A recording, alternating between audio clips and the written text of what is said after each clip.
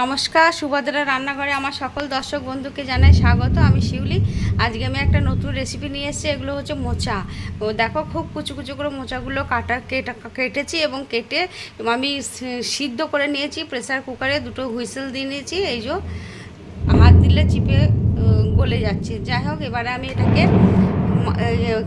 কী দিয়ে মাখছি, মেখে আমি এটা কোপ্তা কারি করব দেখাচ্ছি তোমাদের কিভাবে। প্রথমে লবণ দিয়ে দিলাম একটু, তারপরে দিচ্ছি তোমার আদা বাটা, আদার সাথে কাঁচা লঙ্কা একটু বাটা আছে দিয়ে দিলাম, আর একটু নারকেল কোড়া দিয়ে দিলাম। প্রচণ্ড মেঘ ডাকছে।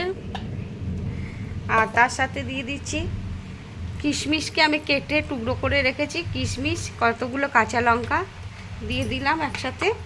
আর দিচ্ছি গরম মশলা গুঁড়ো, একটু হলুদ, আর একটু স্বাদ মতো চিনি।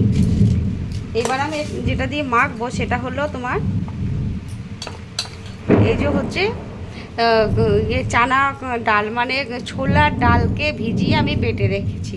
ছোলার ডাল বাটা দিয়ে এটাকে আমি মাখবো, মেখে দেখবো, সুন্দর করে মেখে নিয়ে দিই তোমাদের দেখাচ্ছি মাখা। এই যে আমার দেখো মোচাটা সুন্দর করে মাখা হয়ে গেছে, দেখছি তোমাদের দেখায়। হ্যাঁ, এই যে হয়ে গেছে। এবার আমি একটু মিনিট 10 রেস্টে রেখে দেবো, তারপরে আমি এটা কিভাবে বানাচ্ছি তোমাদের দেখাবো।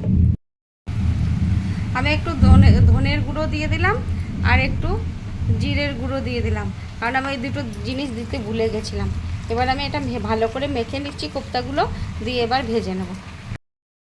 আমি কড়াতে তেল দিয়ে দিয়েছি। এবারে আমি কোপ্তাগুলো ভাজা শুরু করে দেব। এই যে একটা একটা করে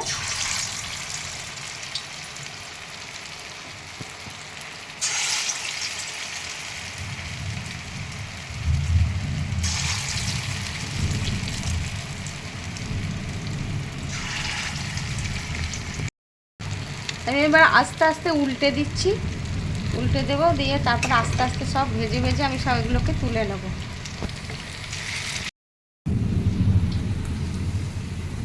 আমার কোপ্তাগুলো ভাজা হয়ে এসছে।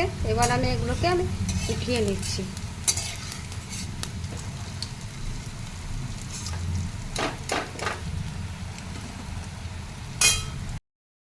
আমি এবার এই তেলের মধ্যে কয়েকটা আলু দিচ্ছি, আলুগুলো ভেজে তুলে নেব।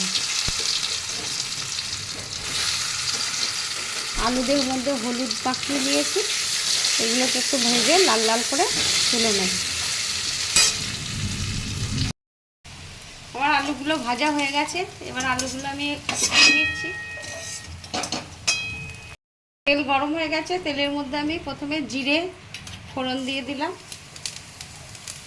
কতগুলো গোটা গরম মশলা ফাটিয়ে দিয়েছি মুখটা, তেজপাতা, আর একটু শুকনো লঙ্কা, একটু হিং ফোড়নে দিয়ে দিলাম। এবার ফোড়নটা ভাজা হোক। লঙ্কা বাটা নিয়েছি, ওর মধ্যে একটু জিরে গুঁড়ো দিয়ে দিলাম দু চামচ, আর ধনে গুঁড়ো দিয়ে দিলাম এক চামচ।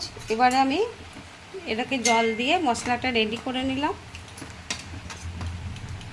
ওটা ভাজা হয়ে গেছে। এবার আমি মশলাটা ঢেলে দিচ্ছি, হলুদটাও দিয়ে দিলাম। এবার আমি মশলাটা ভালো করে একটু কষিয়ে নেব। একটু টমেটো পিউরি দিয়ে দিচ্ছি। এবারে আমি আর একটু কষিয়ে নেব।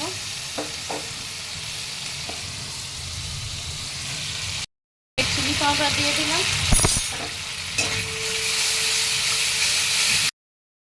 কসুরি মেথি দিয়ে দিলাম, একটু লবণ দিয়ে দিলাম স্বাদ মতো,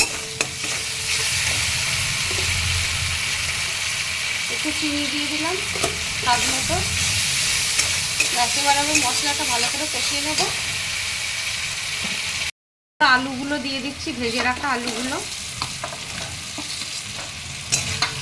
একটু কষিয়ে নিয়ে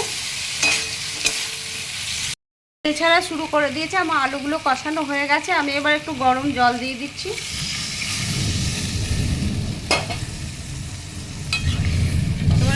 ফুটে উঠলে তারপরে আমি কোপ্তাগুলো দেব। আলুগুলো একদম সিদ্ধ হয়ে গেছে, তো এবারে আমি কোপ্তাগুলো দিয়ে দিচ্ছি।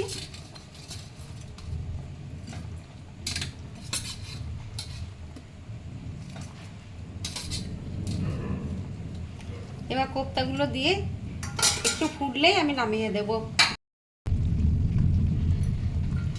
উপর থেকে আমি একটু ধনেপাতা কুচো ছড়িয়ে দেব আর একটু ঘি দিয়ে দিচ্ছি।